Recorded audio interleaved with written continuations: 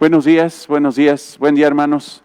Gracias a Dios ya nos pudimos enlazar, ya estamos aquí listos y los que ya estamos aquí les pido que oremos junto con nuestros hermanos que están en casa recibiendo la instrucción, recibiendo la enseñanza del día de hoy. Bendito Padre, te damos gloria, honra y alabanza en esta mañana. Padre nuestro, tú eres nuestro Dios, es para nosotros inconcebible, pero a través de tu Espíritu lo creemos. Y lo vemos, Señor, de que siendo tú el Dios único y verdadero, el Altísimo Rey, hayas tenido misericordia de pecadores como nosotros, Señor. Pero, Señor, nos has salvado, nos has hecho tu familia, somos tuyos, Señor, estamos en Cristo. Te damos gracias en esta mañana por esas verdades espirituales eternas, Señor. Gracias por todo lo que haces en cada uno de nosotros y gracias, Señor, porque no solamente nos has salvado, sino quieres que en este mundo nosotros reflejemos las virtudes de Cristo, las virtudes de aquel que nos llamó de las tinieblas a su luz admirable, Señor. Gracias por tu palabra, gracias, Señor, por tu Santo Espíritu que mora en nosotros. Gracias por la vida de mis hermanos que están aquí, Señor, que están orando. Gracias, Señor, por los que vienen en camino y gracias por la vida de esta iglesia, palabra abundante. En el nombre de Cristo oramos, para gloria y honra tuya. Amén. Gracias, hermanos. Bien, pues estamos con nuestro texto en este estudio que llamamos Nuestro andar en Cristo, Primera de Juan, la epístola de Primera de Juan. Y les pido que vayamos a Primera de Juan, capítulo 2, versículo 3. Del 3 al 6 es el segmento que estamos estudiando en estos días, que hemos estado estudiando y que, como lo hemos observado, es contundente, no hay grises aquí, prácticamente eres o no eres, ¿no? Eres o no eres, y eso es sumamente importante. La iglesia se tiene que evaluar constantemente, tú tienes que evaluarte constantemente, hacer la prueba constantemente de que si estás en la fe o no, y eso es sano. Eso es algo a considerar en nuestro proceso de santificación. Es sumamente importante que un cristiano o una iglesia sea probada constantemente para ver si está en la fe. Versículo 3. Y en esto sabemos que nosotros le conocemos, si guardamos sus mandamientos. El que dice, yo le conozco y no guarda sus mandamientos, el tal es mentiroso y la verdad no está en él. Pero el que guarda su palabra, en este verdaderamente el amor de Dios se ha perfeccionado. Por esto sabemos que estamos en Él. El que dice que permanece en Él debe de andar como Él anduvo. El que dice que permanece en Él debe de andar como Él anduvo. Y el jueves pasado nos quedamos, me parece, ahí en esta palabra muy significativa de este texto, de esta porción, que es conocemos. Les comentaba que hay un comentarista sumamente recomendable, Lenski se apellida, teólogo y exegeta, pastor también, que dice que esta palabra conocemos no es la palabra oida, que se refiere a un simple conocimiento intelectual, sin afecto y sin efecto en el alma. Hay gente que conoce y sabe, pero eso que conoce y sabe no ha afectado su alma ni cambiado su alma. Yo creo que es un muy buen comentario. Mas, sin embargo, la palabra que está utilizando aquí el apóstol Juan es ginosko en el griego. Ginosko. Esa palabra, ginosko, que es conocemos, que es la que estamos viendo ahí, realmente es una palabra, es una expresión, es un conocimiento que tiene efecto y afecto en el alma del hombre. O sea, es realmente un conocimiento relacional, no intelectual. Eso es sumamente importante. Hay gente que dice que conoce a Cristo intelectualmente, pero no relacionalmente. Esos no son creyentes. Hay gente que tiene conocimiento profundo de la palabra de Dios, un conocimiento profundo del ministerio de Cristo, pero no tiene una relación con Cristo. Es a lo que se refiere el apóstol Juan. Recuerden que también en el contexto histórico del pasaje había un grupo de hombres dentro de la iglesia que le llamaban los gnósticos. Ellos decían que tenían un conocimiento de Cristo en base a experiencias espirituales místicas, a éxtasis espirituales. Ellos decían, ¿sabes qué? Soñé con Cristo, Cristo me trasladó, Cristo me elevó, tuve una experiencia espiritual con Cristo y yo conozco a Cristo en base a mis experiencias espirituales. Y aquí el apóstol Juan está diciendo, ni el conocimiento intelectual, ni el conocimiento místico, es lo que realmente te va a dar una relación con Cristo. No es eso. La evidencia más grande, y lo vemos en el texto y es contundente, la evidencia más grande de que una persona conoce a Cristo no es por su capacidad intelectual, no es por su capacidad mística espiritual, sino es porque le obedece. Esa es la evidencia.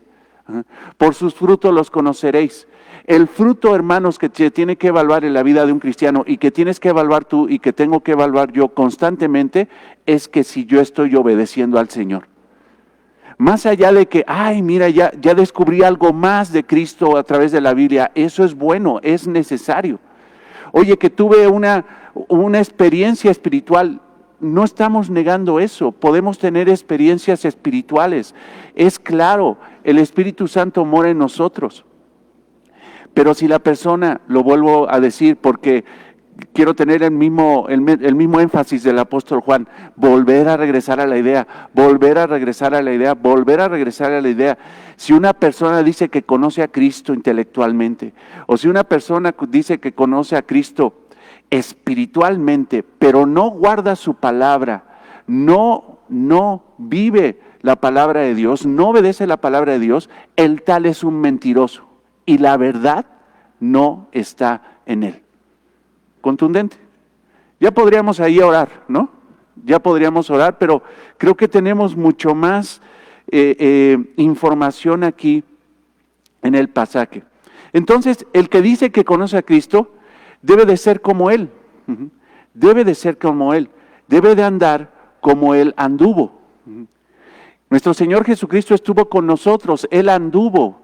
¿Ves la expresión anduvo? ¿A qué se refiere ese anduvo? Estuvo presente. ¿A qué le suena ese andar? En el cielo, o sea, en el cielo vimos el testimonio de nuestro Señor antes de su descenso glorioso para humillarse y estar en medio de nosotros. El andar del Señor se refiere a su ministerio. Porque recordemos una cosa, hermanos, los evangelios registran el nacimiento de nuestro Señor. Los evangelios registran la genealogía de nuestro Señor, cómo esa línea del justo fue recorriendo a través del tiempo, a través de los siglos, a través de 1600 años de testimonio de la Biblia, de cómo nuestro Señor Jesucristo desde el Génesis está presente. Pero ese anduvo no se refiere a ese andar, sino al testimonio de su ministerio en la tierra durante 3 años. Que los apóstoles fueron testigos de ese andar de nuestro Señor Jesucristo. Te pido que vayas otra vez al versículo 1 del capítulo 1. ¿Cómo fue ese andar? ¿Quién observó ese andar? Los discípulos, lo que era desde el principio, lo que hemos visto, lo que hemos oído, lo que hemos visto con nuestros ojos, lo que hemos contemplado y palparon nuestras manos tocante al verbo de vida. O sea, ellos dicen, nosotros lo vimos. ¿Y por qué lo permitió el Señor? Que nosotros viéramos su testimonio, su vida, su andar, para que nosotros andemos como Él anduvo. Hermanos, mira, yo le trataba de explicar esto a un amado hermano de nuestra congregación. El discipulado en Cristo no solamente es teoría. El discipulado en Cristo es vivir la vida cristiana. El discipulado en Cristo, hermanos, es venir a la iglesia, es interactuar con los hermanos, es la experiencia que hemos tenido. Todas las experiencias, tú podrías decir, hijo, ¿qué experiencias tan malas ha tenido esta congregación? No han sido malas, han sido experiencias en nuestro andar en Cristo y hemos aprendido humildad, hemos aprendido a tener paciencia en medio de la adversidad. No solamente a la Biblia nos enseña, sino la vida en Cristo, el entorno de la iglesia, las experiencias, hermanos, también nos enseñan. No te estoy diciendo experiencias malas, experiencias buenas que Dios permite en nuestra vida para que nosotros actuemos como Cristo actúa, para que nosotros actuemos y vivamos y andemos como Él anduvo. De repente hay problemas en la iglesia donde se requiere paciencia y tenemos que sacar la paciencia que Cristo tuvo cuando anduvo aquí en la tierra. ¿Cuánta paciencia tuvo nuestro Señor?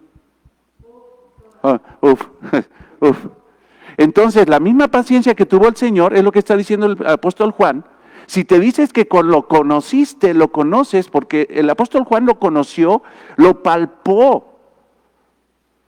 Pero nosotros podemos palpar a Cristo a través de su palabra, a través de los evangelios. Glorioso fue, hermano, es hermoso que nosotros estemos palpando a Jesucristo a través del evangelio de Mateo domingo tras domingo. No te desesperes. Estás palpando a Cristo. ¿Y para qué estás palpando a Cristo? ¿Para qué estás conociendo a Cristo? Para que tú andes en esta tierra como Él anduvo. Nadie puede andar como anduvo Cristo si no conoce los evangelios, si no conoce el ministerio de Jesucristo. ¿Cuánta paciencia? Yo estoy dando mucho énfasis a la paciencia, pero creo que a veces es lo que nos falta, ¿no? ¿Cuánta paciencia tuvo el Señor con sus discípulos? Toda. Les tuvo una gran paciencia. Y de la misma forma, hermanos, el apóstol Juan era un hombre paciente.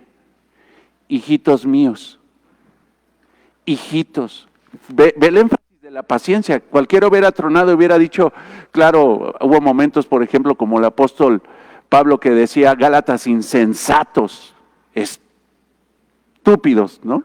Luego se enojan los hermanos, ¡ay, dijo una grosería el pastor! No dije una grosería, simple y sencillamente lo que dice el texto, ¿no? Sí había momentos donde la paciencia se acababa. Aún nuestro Señor Jesucristo llegó un momento que su paciencia se acabó. Y hoy lo vamos a descubrir en la predicación del día de hoy. Porque hoy va a haber un regalo para los padres, hermanos, va a haber un regalo del Señor para nosotros. Ajá.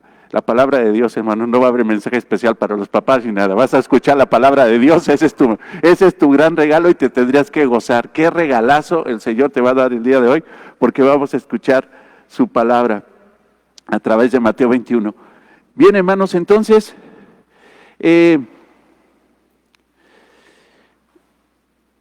aquí yo quiero que veas la expresión el que dice. El que dice, o sea, es reiterativo lo que está diciendo el apóstol Juan. No solamente lo dice aquí en el versículo 3, en este pasaje, en esta porción del versículo 3 al 6 del capítulo 2. Y en esto conocemos que nosotros le conocemos si guardamos sus mandamientos. El que dice. O sea, es bueno decir que uno es cristiano. Es más, lo tienes que decir constantemente. No tienes que callar ese testimonio en ninguna parte, ni en tu casa, ni en tu negocio. Tú tienes que proclamar que eres cristiano. El evangelio de Cristo. No puedes ser un cristiano anónimo. Pero lo que dices tiene que estar sustentado con obediencia. Si tú dices algo, la mejor forma de que sea verdadero lo que dices es con obediencia a la palabra de Dios. Regrésate por favor al versículo 5 del capítulo 1. Y este es el mensaje que hemos oído de Él. Y os anunciamos, Dios es luz y no hay ninguna tiniebla en Él. Si decimos, o sea, las 4 veces hasta este punto que está repitiendo el apóstol Juan, di, es un énfasis de que tenemos que decirlo. Hermanos, ¿cómo podemos ser sal y luz en esta tierra si nosotros no decimos, no reflejamos lo que el Señor nos ha mandado a hacer en esta tierra? A decir, a proclamar. Hermanos, observen, como dicen Luis Contreras, observa, ¿no? No, así nos dicen en el seminario, llévalos a observar, que no te ven a ti, sino que observen el texto. El proclamar el evangelio no solamente es decirlo, sino vivirlo. Uno de los más grandes testimonios que impactan al corazón de los inconversos es ver que un cristiano obedece la palabra de Dios. Estamos leyendo un libro muy bonito, maravilloso de la mortificación del pecado. Y ahí el autor John Owen, en el capítulo 2, dice, ¿cuánto daño le hacemos a los inconversos cuando ven nuestra vida igual a las de ellos? Ellos entonces se sienten cómodos, dicen, ¿sabes qué? Pues ¿para qué soy cristiano si que se dice cristiano, es igual que yo? Hace lo mismo que yo, dice lo mismo que yo, actúa igual que yo. ¿Qué diferencia hay? Yo entonces, pues estoy cómodo.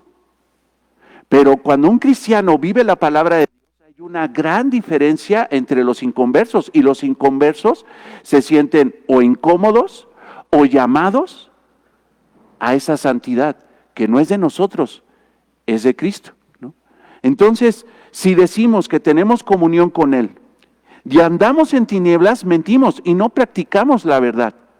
Versículo 8, si decimos que no tenemos pecado, nos engañamos a nosotros mismos y la verdad no está en nosotros. Versículo 10, si decimos que no hemos pecado, le hacemos a Él mentiroso y su palabra no está en nosotros. Ahora, versículo 4 del capítulo 2, el que dice, yo le conozco y no guarda sus mandamientos, el tal es mentiroso y la verdad no está en él. Hay que decirlo, pero hay que vivirlo. Si tú lo dices y lo vives, eso, hermano, es poder del Espíritu Santo.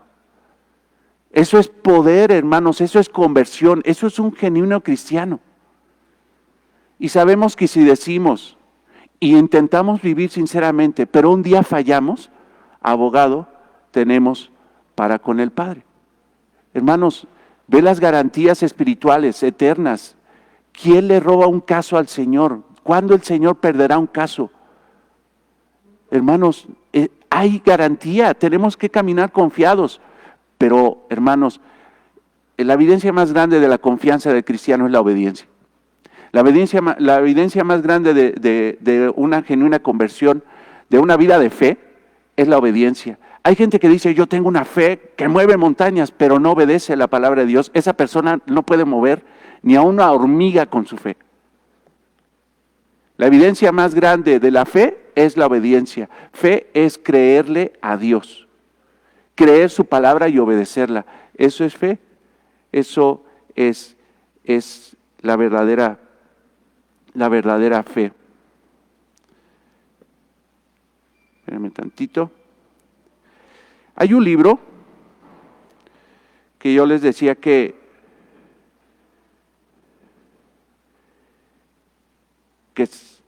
es un muy buen libro para estudiar, que un día me regalaron y nos regalaron aquí en la congregación, que se llama ¿Soy realmente cristiano? No es un libro popular, no creas que es el que más se vende en Maranata. Es más, estos libros casi los tienes que estar pidiendo porque no son libros muy populares entre los cristianos. Porque desafortunadamente los que se dicen cristianos dan por hecho que lo son, a pesar de que probablemente no lo son. Y este tipo de títulos pues son incómodos.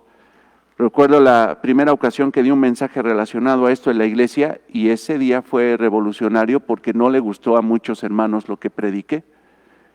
Y es normal, hermano, la carne es la carne y seguimos teniendo concupiscencia. Y si algo nos cae gordo es que cuestionen algo de nosotros. Si algo nos cae gordo, ¿sí o no? ¿O te gusta a ti que te cuestionen? A nadie nos gusta. Pero es necesario, hermanos, es necesario ser cuestionados constantemente a través de la palabra de Dios. Y vamos a tomar este libro el día de hoy para hacer referencia a algunos aspectos importantes de la vida cristiana. Y yo les pido que interactuemos porque aquí creo que sería muy bueno que estemos en ese mismo canal. Recuerden que es un estudio. Con gusto se los doy. Es Mike McKinley. Mike McKinley.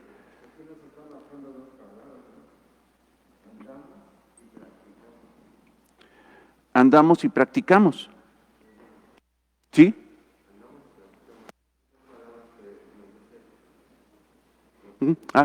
A ver si quieres, prende. ¿Está prendido? A ver, ¿se oye?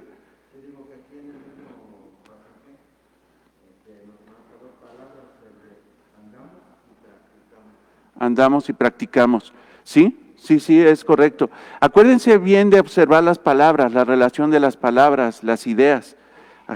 Entonces, el que encontraste dos palabras ahí, andamos y ¿qué? Y practicamos. Es correcto. Son prácticamente sinónimos. Ok, en este libro, hermanos, de Soy Realmente Cristiano, la editorial es 9 Marcas, es incluso una editorial de un pastor que se llama Mac Dever, muy recomendable. El autor Mike McKinley dice en el primer capítulo: no eres cristiano simplemente porque lo digas. No eres cristiano simplemente porque dices serlo. Y empieza el análisis del autor. ¿Tendrás razón? ¿Tendrás sustento bíblico? No eres cristiano por el simple hecho de decir que lo eres. No eres cristiano por el hecho de decirlo. Ahora, regresemos a nuestro texto. Es el mismo sustento que tiene, el mismo argumento que tiene aquí el autor. Vean el texto, vamos al versículo 3 del capítulo 2. Y en esto sabemos que nosotros le conocemos, si guardamos sus mandamientos. El que dice, yo le conozco, ¿a qué se refiere eso? El que dice, yo soy cristiano. El que dice, yo soy cristiano, está bien que lo diga, y no guarda sus mandamientos, el tal es mentiroso. Entonces, una persona no es cristiana por el hecho simple y sencillamente de que lo diga. Sí tenemos que proclamar que somos cristianos, pero si no vivimos conforme a lo que dice la palabra, obedeciendo la palabra, nosotros nos estamos mintiendo. La verdad de Dios, la verdad no está en nosotros. No está en nosotros. Déjeme tantito aquí. Regáleme un minuto. Ya estoy. ¿En dónde estoy? Sí estoy.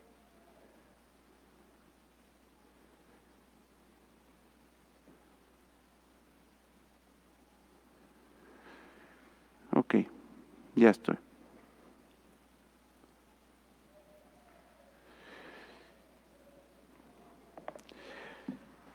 No eres cristiano por el simple hecho de que lo digas. No lo eres. Es el primer capítulo de este libro. Primera de Juan 1:6. Te pido que también leamos esto. Primera de Juan 1:6. Si decimos que tenemos comunión con Él y andamos en tinieblas, mentimos y no practicamos la verdad. Entonces, una persona no es cristiana por el hecho de que lo diga. Otro aspecto, hermanos, que considera el libro es: no eres cristiano si no crees y confías en los hechos del Evangelio. No eres cristiano si no crees y confías en los hechos del Evangelio. Ahora, aquí se va a poner interesante. Porque si algo que define un verdadero cristianismo es creer y confiar en los hechos del Evangelio, ¿cuáles son los hechos del Evangelio? Porque creer y confiar es conocer. Y es tristísimo escuchar a cristianos que dicen, yo soy cristiano, y les preguntas, ¿cuáles son los hechos? ¿Cuál es el testimonio? ¿Por qué confías en el Evangelio? ¿Qué es el Evangelio? Y no saben contestar. ¿Sabes que en muchas iglesias para ser miembro de la iglesia se les pregunta que en un minuto definan el Evangelio? Y ahí mismo los pastores, cuando hacen esa pregunta a la persona que quiere ingresar a la iglesia, que quiere ser parte de la iglesia, muchos se dan cuenta que no son cristianos. Porque no saben definir el Evangelio. Creo que aquí somos cristianos, ¿verdad? ¿Dices que eres cristiano? Dime el Evangelio.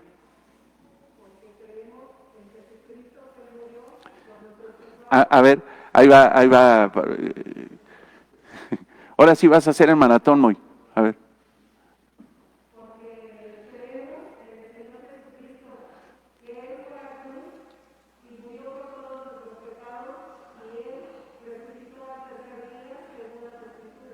Ok, ahí está.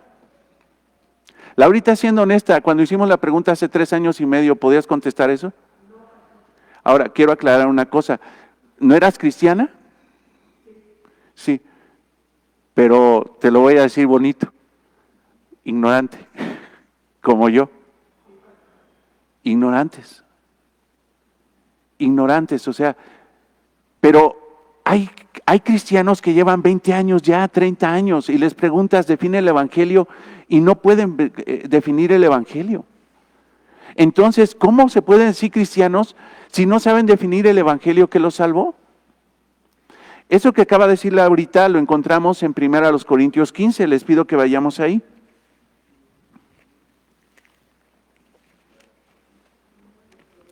1 Corintios 15, donde Pablo, en una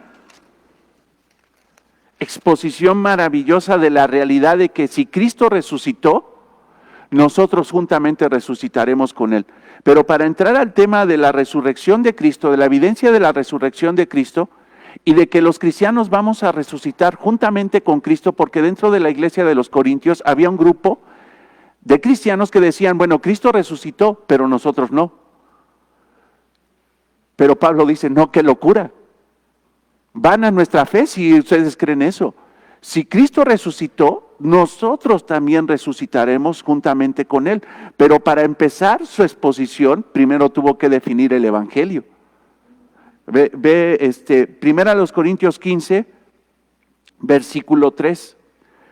Porque primeramente os he enseñado lo que asimismo recibí, que Cristo murió por nuestros pecados conforme a las Escrituras, y que fue sepultado y que resucitó al tercer día conforme a las Escrituras. Este es el Evangelio. Este es el resumen del Evangelio. Primera a los Corintios 15, 3. ¿Quieres un resumen del Evangelio en 2 versículos? Ahí lo tienes. Cristo murió por nuestros pecados.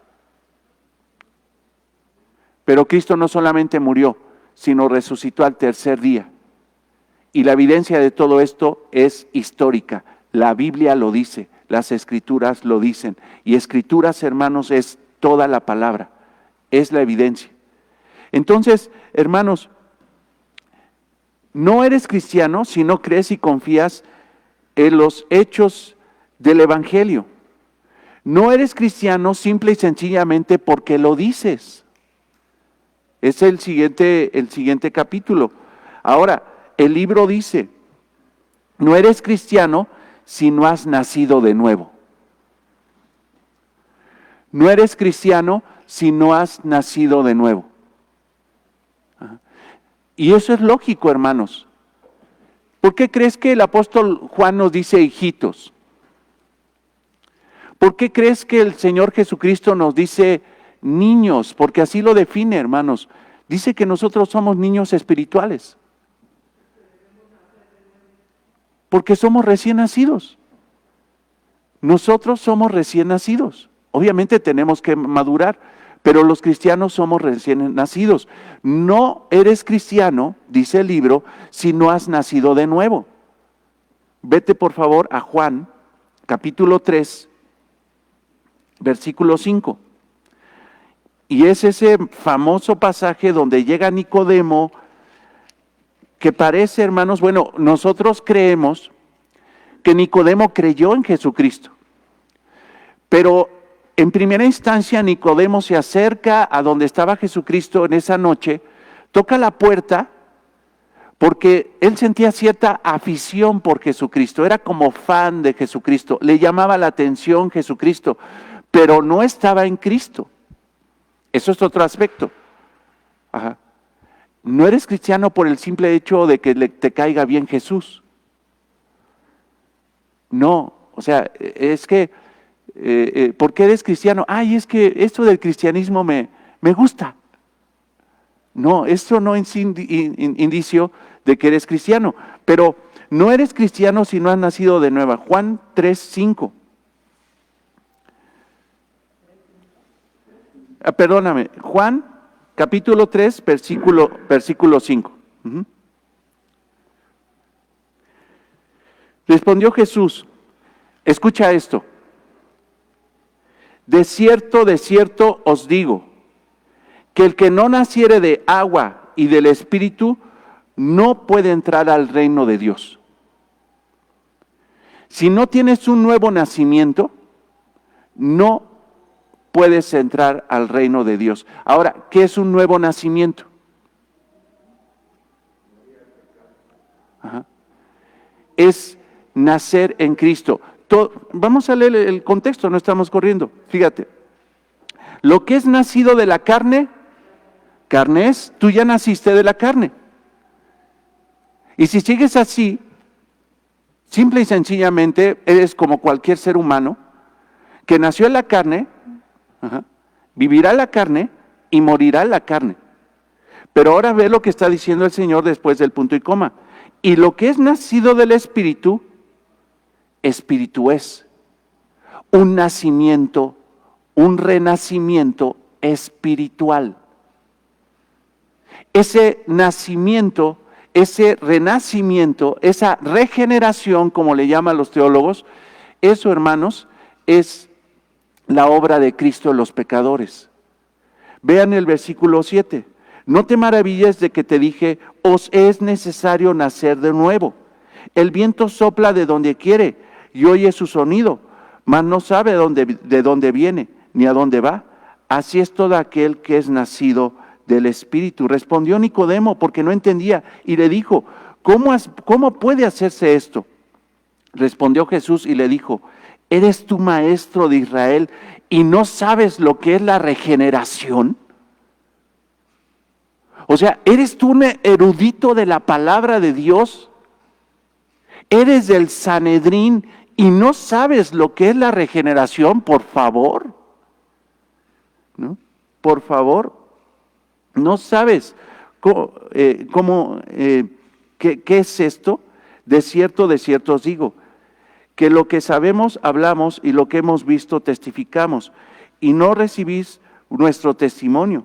Si os he dicho como terrenales, no creéis, ¿cómo creeréis si os dijere las cosas celestiales? Nada subió al cielo, sino que descendió del cielo el Hijo del Hombre que está en el cielo. Jesús está explicándole aquí a Nicodemo que para entrar al reino de los cielos es necesario nacer de nuevo. Y el único que puede hacer eso en el ser humano es Jesucristo, un nacimiento espiritual. Entonces, hermanos, una persona no es cristiana si no cree y confía en los hechos del Evangelio. Una persona no es cristiana simplemente porque diga serlo. Una persona no es cristiana si no ha nacido de nuevo. Es más, mira, el primer encabezado, no eres cristiano si no crees y confías en los hechos del Evangelio. Para reafirmar eso, ahorita estoy viendo un versículo que creo que tenemos que regresar y verlo. Hechos 10:9.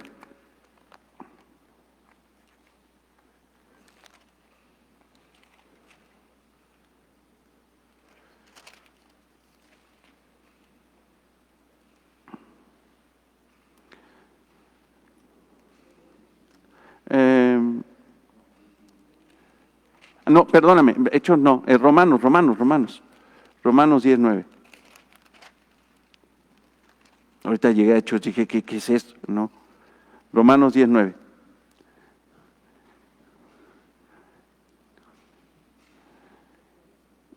El inicio de la fe es la confesión en esta tierra. Obviamente alguien me dirá, no, es que nosotros fuimos predestinados, somos salvos antes de la fundación del mundo.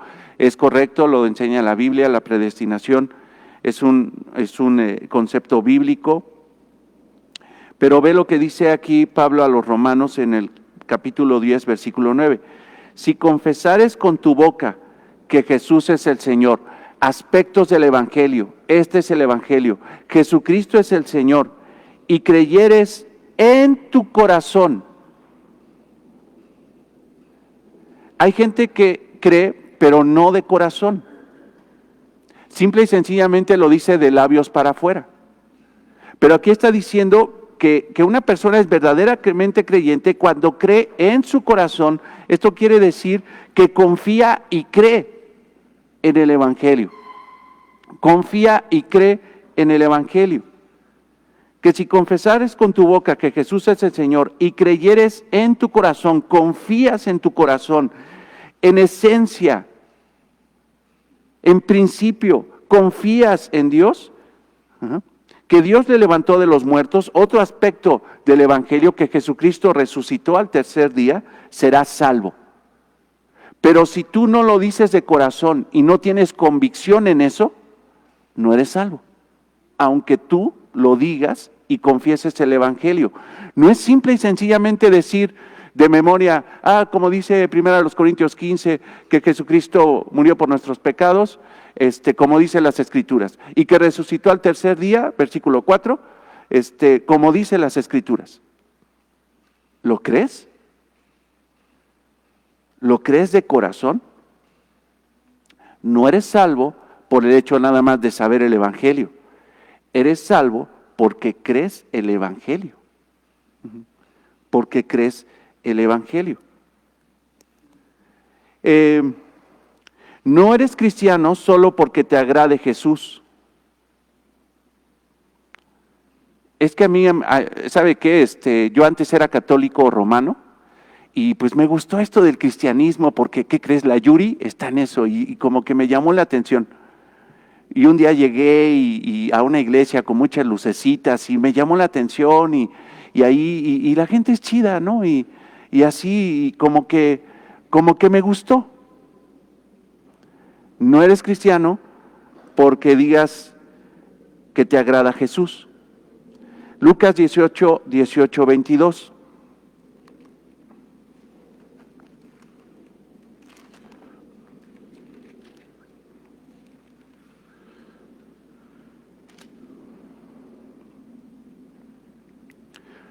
El joven rico, ¿no te parece? Se acercó, le agradó el rabí, el maestro. Un hombre principal le preguntó diciendo, maestro bueno, fíjate, oye, como que me caes bien, ¿no? Maestro bueno, ¿qué haré para heredar la vida eterna? Jesús le dijo, ¿por qué me llamas bueno? No hay bueno sino solo Dios. Los mandamientos sabes, no adulterarás, no matarás, no hurtarás, no dirás falso testimonio, honra a tu padre y a tu madre. Él dijo, todo esto lo he guardado desde mi juventud. Jesús oyendo esto le dijo, aún te falta una cosa, vende todo lo que tienes y dalo a los pobres y tendrás tesoros en el cielo. Hasta aquí había una afinidad, había una relación, me caes bien, te contesto, te pregunto, hasta aquí está bien, parece que este joven ya está en Cristo, pero no, simple y sencillamente no está en Cristo, le cayó bien Jesús en su momento. Entonces él, oyendo esto, y sabes cuándo, aquí pues tenemos la evidencia, ¿sabes cuándo una persona así que nada más sigue a Jesús porque le parece atractivo, le parece agradable, truena y da la evidencia de que realmente nada más era una relación superficial? Cuando Jesús le dice, obedéceme. Ve el versículo 25. Al ver esto Jesús, 24, perdóname. Al ver esto Jesús al ver Jesús que se había entristecido mucho, perdóname, el versículo me salté, el versículo 22. Jesús, oyendo esto, le dijo: aún te falta una cosa, vende todo lo que tienes y dalo a los pobres, y tendrás tesoros en el cielo, y ven, y aquí está la prueba: sígueme. Dices que tienes una relación conmigo, debes de andar como yo ando. Pisa donde yo piso y vive, actúa, piensa, habla como yo pienso, vivo, actúo. Sígueme. Obediencia. Sígueme es obediencia, hermanos. Entonces, una persona no es cristiana por el hecho de decir que le agrada a Jesucristo. ¿No? No eres cristiano si disfrutas pecar. No eres cristiano si disfrutas pecar. Y aquí el asunto es este, o sea, cuando pecas, que no debes de pecar. Cuando pecaste la semana, ¿te gustó? ¿Hasta te lamiste los bigotes? ¿Hasta te chupaste los deditos? Hasta dijiste que se repita, ¿no? Esto estuvo bueno. Si te gusta pecar, no eres cristiano. Primera de Juan 3, 1, 10.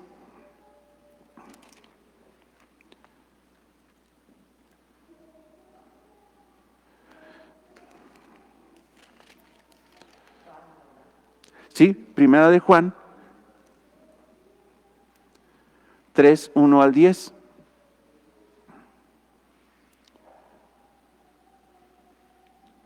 Mirad cuál amor nos ha dado el Padre para que seamos llamados hijos de Dios. Por esto el mundo no nos conoce, porque no le conoció a Él.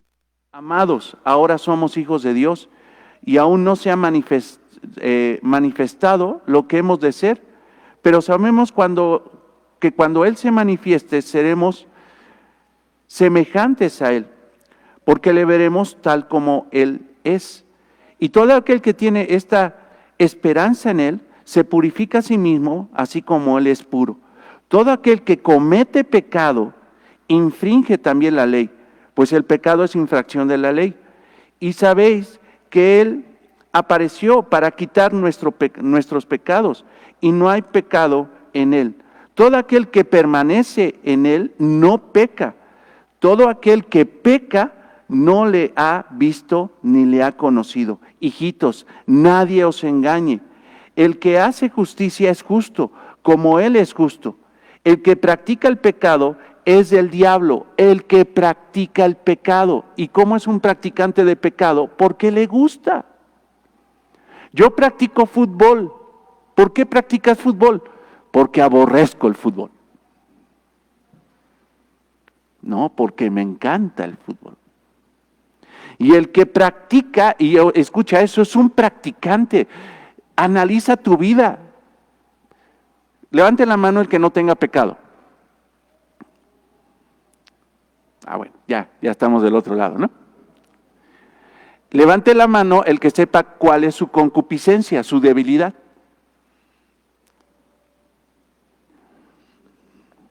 ¿Lo sabes? ¿Cuál es tu debilidad? ¿Cuál es tu pecado? ¿Lo tienes? Sí, pues ya lo...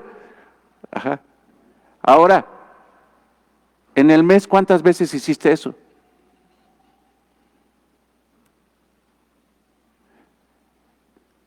Hace 3 meses, ¿cuántas veces lo hiciste? En lo que va del año. Ahora, analiza, ¿es un hábito? Si es un hábito, no eres cristiano. No lo eres. Y no puedes decir que odias el pecado, sino que estás en paz con él, estás cómodo con él, lo acaricias, lo nutres. Está maravilloso ese libro de John Owen, hermanos.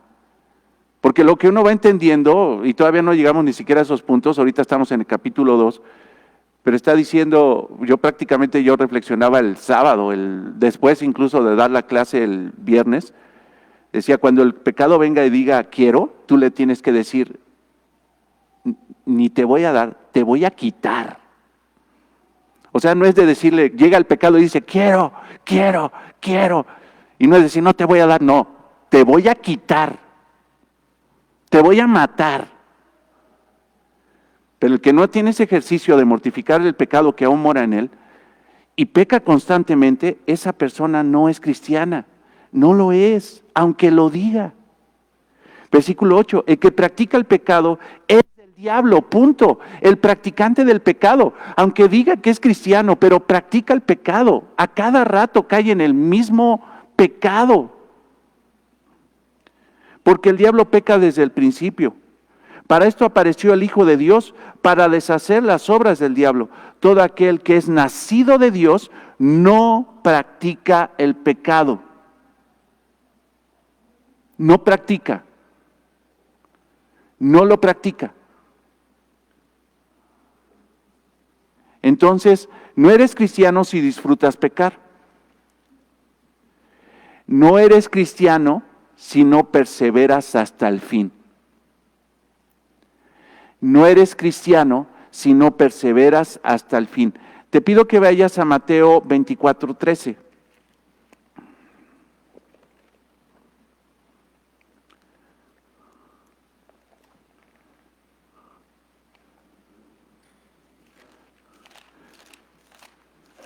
Mateo 24.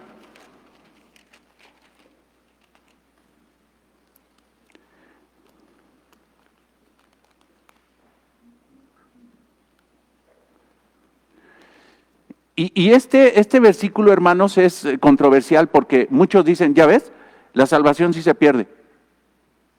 La salvación se pierde, ve lo que dice, ve el versículo 13 y hasta te dicen, ve lo que dice, escucha, pero escucha.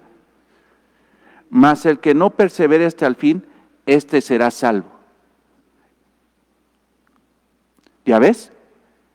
En algún momento de nuestro andar en Cristo, una persona puede perder la salvación. Empezó en la fe, pero en algún momento puede perder la salvación. No perseveró. Pero el Señor Jesucristo no está diciendo eso. El Señor Jesucristo lo que está diciendo es que la evidencia más grande de que la persona realmente fue cristiana es que llegó al fin. El que persevera hasta el final, el que llegó hasta el final, ese será salvo. No está diciendo que la salvación se pierde en algún punto de nuestra vida, de nuestro caminar cristiano. No, lo que está diciendo el Señor Jesucristo es que la evidencia más grande de que esa persona fue salva es que llegó.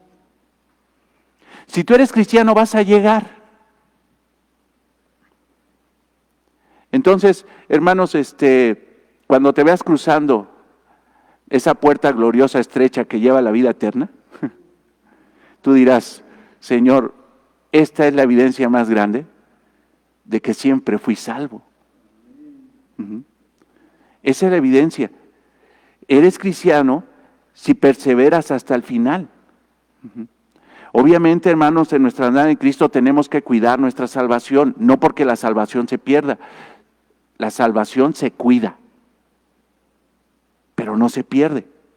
No, es que tienes que cuidar la salvación con temor y temblor, como le dijo Pablo a los corintios. Corintios sí, ahorita me cae el 20. No, la salvación no se pierde, pero la salvación se cuida. No eres cristiano si no perseveras hasta el fin. No eres cristiano si no amas a la gente. Si odias a la gente, si tienes amargura en contra de una persona. La misma Biblia, hermanos, nos exhorta. Una de las evidencias más grandes de un cristiano es de que ama a sus hermanos. Ama tanto a sus hermanos que cuando la iglesia convoca membresía, lo primero que dice, ahí quiero. ¿Por qué? Porque membresía es compromiso de amar a mis hermanos. Un cristiano, hermanos, muestra evidencia de salvación porque ama a sus enemigos y ora por ellos. Una de las evidencias, hermanos, más grandes de que somos de Cristo es el amor a Dios y el amor al prójimo. No eres cristiano si no amas a la gente. Primera de Juan 4, 7, 8.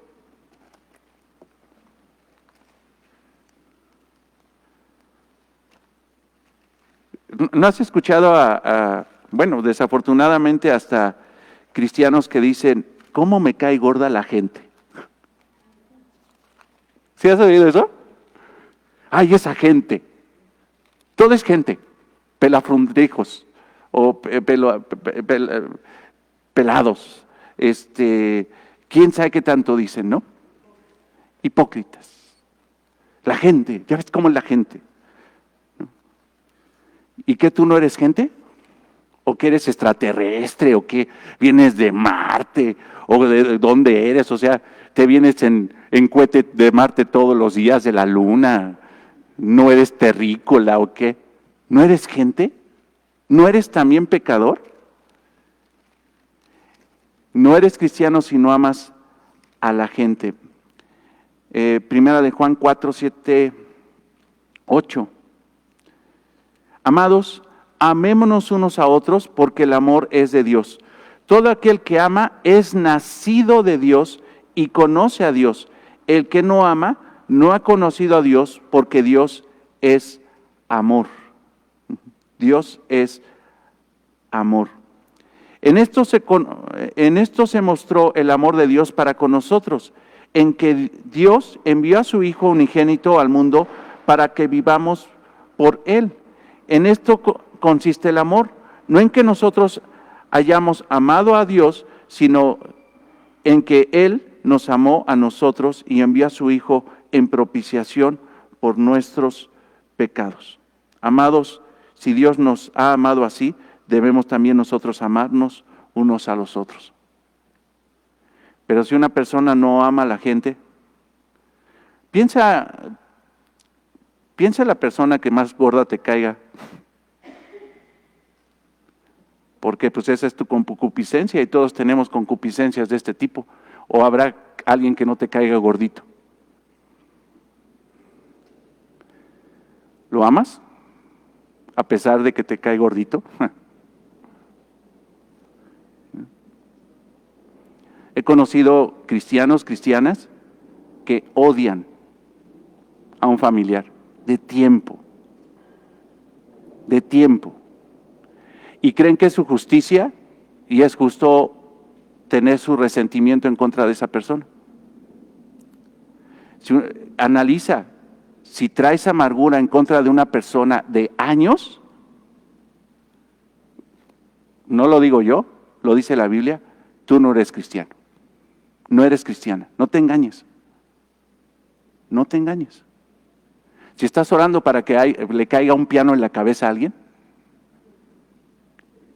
y todavía hasta agarras versículos bíblicos, ¿no? Te agarras hasta los salmos estos, ¿cómo se llaman estos? Que son de condenación, de juicio. Que cuando Dios dio esos salmos, que mates a tus enemigos, que los destruyas, que los destripes. O sea, porque hay unos salmos, hermanos, imprecatorios, ya me acordé, que parece, hermanos, que son unos salmos de odio. O sea, dices en la torre, o sea, ¿cómo le puedes desear tanto mal a alguien? Te aclaro una cosa, esos salmos son para Satanás y los demonios, no es para ningún ser humano.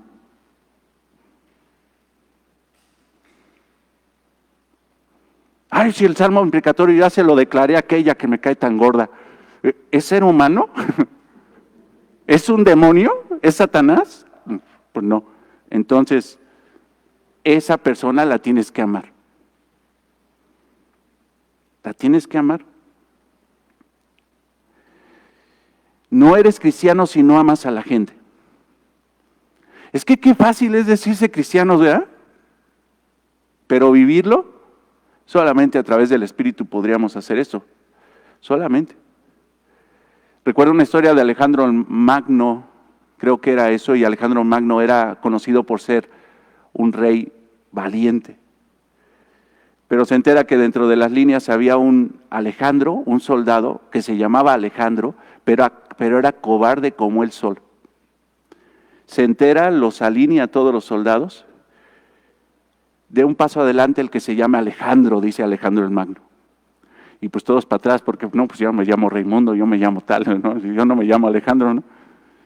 Y el Alejandro se queda adelante. Y le dice a Alejandro el Magno, ¿cómo te llamas? Alejandro. Pues te voy a pedir que te quites ese nombre, porque ese nombre representa valentía. Y tú no estás representando ese nombre. Cámbiate el nombre, ¿no? Ponte Gabriel o no sé, lo que quieras, ¿no? Pero ponte otro nombre. Y así, hermanos, si llega Jesucristo y dice, ¿cómo te llamas? Pues cristiano. Pues entonces, si eres cristiano, representa el nombre. Bien. Represéntalo bien. Si no, no te llames cristiano. No digas. Mira, el primer favor que le vamos a pedir, y le vamos a pedir al Señor que ponga esa convicción en la persona que no sea cristiana, que ya no diga que es cristiana. Porque se está engañando ¿a quién? Capítulo 1, primera de Juan, capítulo 1. Está engañando a los hermanos, yo soy cristiano. Está engañándose a él mismo. Y está pretendiendo decir que Dios es engañador, mentiroso. Ya no digas que eres cristiano cuando no lo eres. No digas que eres cristiano si odias a las personas. No digas que eres cristiano si no hay evidencia de que vas a perseverar hasta el fin. No digas que eres cristiano si no confías y crees en el Evangelio. No digas que eres cristiano porque si no has nacido de nuevo. No digas que eres cristiano cuando simple y sencillamente con Cristo tienes una relación superficial. No eres cristiano si amas tus posesiones. Mateo 19, 16, 30. Y nada más leemos esto, hermano, y les seguimos. Mateo 19, 16, 30. Y lo acabamos de estudiar. Y bueno, es el joven rico, obviamente narrado en el Evangelio de Mateo. Mateo 19. Entonces vino uno y le dijo, maestro bueno, ¿qué bien haré para tener la vida eterna? O sea, yo quiero ser cristiano, ¿no? Yo quiero, ¿qué bien? O sea, todavía creía que el cristianismo era por obras, ¿no? ¿Qué bien haré para heredar la vida eterna? Él le dijo, ¿por qué me llamas bueno? Y entendemos el contexto, o sea, este hombre estaba viendo a Jesús como un maestro, no le estaba viendo como Dios. Este es un maestro bueno, como cualquier maestro bueno. ¿Por qué me llamas bueno? ¿Sabes quién soy yo? Yo soy Dios. Le está diciendo prácticamente la expresión así. Dice, tú no me estás viendo como debe de ser. Tú me estás viendo como un maestro terrenal bueno. Pero ¿sabes quién es bueno? Dios. Y yo creo que cuando Jesús le dijo, solamente Dios, le hizo así. Yo soy Dios. No soy un hombre bueno. Soy Dios. Uy. Y luego dice, versículo 18, le dijo, ¿cuáles? Y Jesús dijo, no matarás, no adulterarás. O sea, ¿tú te quieres ganar el reino guardando los mandamientos? A ver, chatito, yo te pregunto, ¿tú no matas? ¿Tú no adulteras? ¿No hurtas? ¿No dices mentiras? O sea, la ley perfectamente la has cumplido, los 10 mandamientos los has cumplido, y todavía este muchacho le dice, todos los mandamientos he guardado. Era un legalista, era una persona que creía que por obras iba a ganarse la vida eterna. El joven le dijo, todo esto lo he guardado desde mi juventud. ¿Qué más me falta? Ay, en la torre. ¿Quién ha guardado los 10 mandamientos? Y todavía dice, todos los cumplí y échale más. O sea, escríbele más a los mandamientos y yo te los cumplo. Él ya se creía en el cielo. Era un verdadero legalista. Ahora fíjate en el versículo 21. Y Jesús le dijo, si quieres ser perfecto, anda, vende todo lo que tienes, haz a un lado todas tus posesiones, las cosas materiales no son importantes en tu vida, las más importantes son las espirituales, y sígueme. No estoy dispuesto a soltar mis cosas. mis posesiones. ¿No? Si una persona, hermanos, no está dispuesta a soltar sus posesiones, no es cristiana. O le sirves a Dios o le sirves a las riquezas. Pero hay gente, hermanos, que no va a Cristo, no viene a la iglesia porque es más importante trabajar, cuando realmente puede venir a la congregación y estructurar su vida de forma de que el domingo es el día del Señor, pero no están dispuestos. Hay esposas aferradas en trabajar, ¿por qué? Porque es que la casa, el dinero, y nada más quieren un nivel socioeconómico que no quieren que les baje, y dicen, yo tengo que trabajar. Estoy aferrada a mis pertenencias, aunque la Biblia diga que la mujer virtuosa debe estar dedicada a su casa, a su esposo, pero principalmente a Cristo. Aunque diga eso, yo tengo que trabajar para comprarme mi bilé, mis estos, mis otros, para tener dinerito, porque ya ves que hay hermanas que si no tienen dinero en la bolsa, son infelices. ¿No?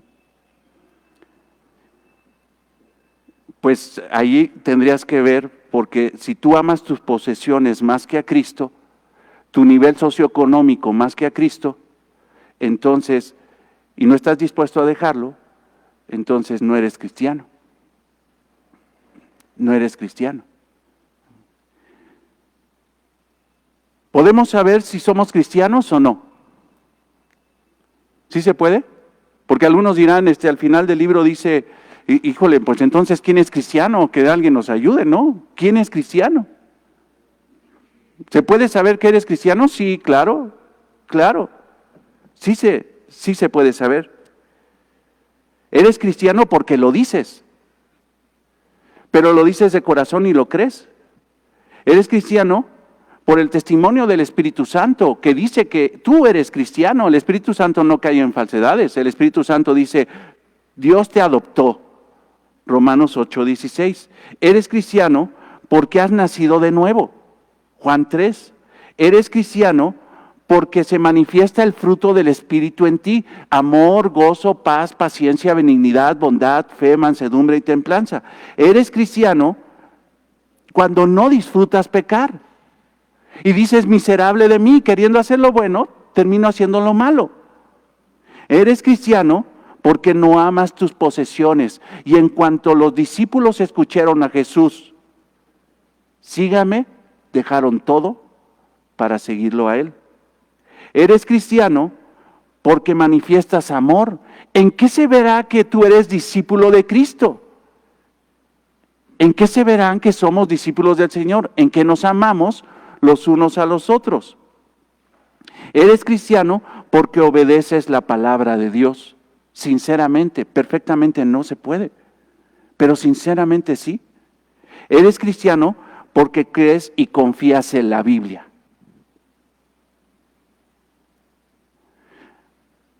Pero si no se dan esas condiciones, leamos, y con esto terminamos en esta mañana. Regresemos a Primera de Juan, capítulo 2, versículo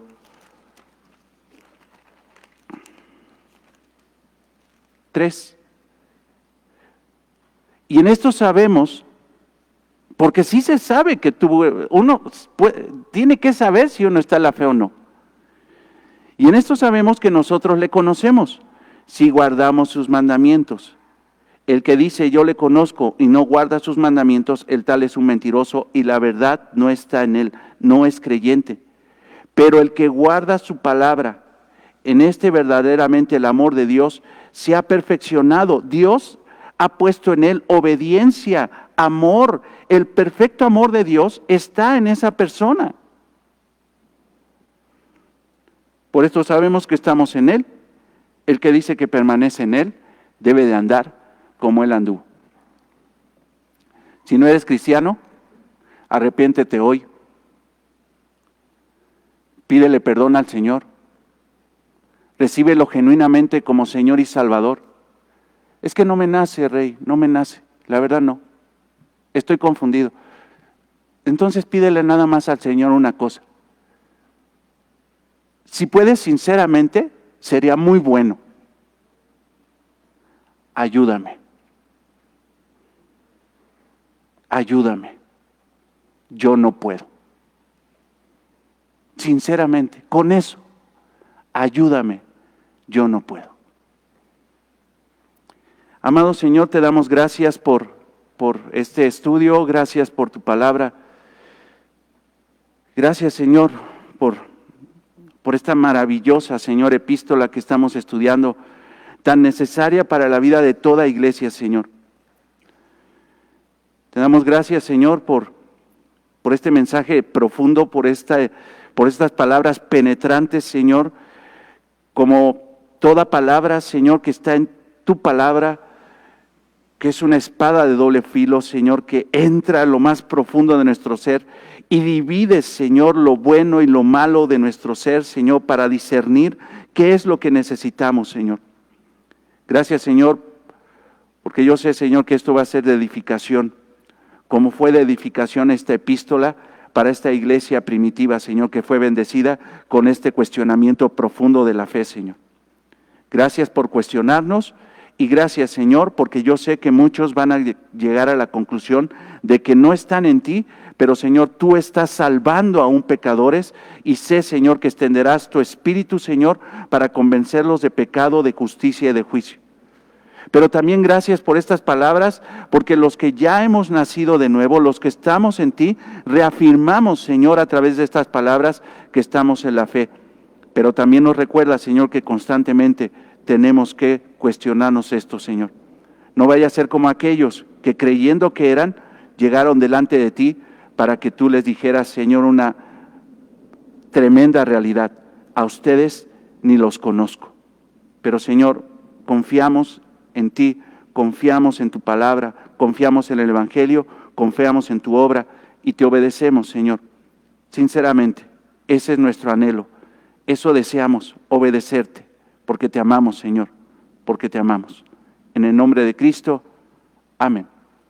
Amados hermanos, muchas gracias, Dios los bendiga y nos vemos a las 11 aquí en la congregación.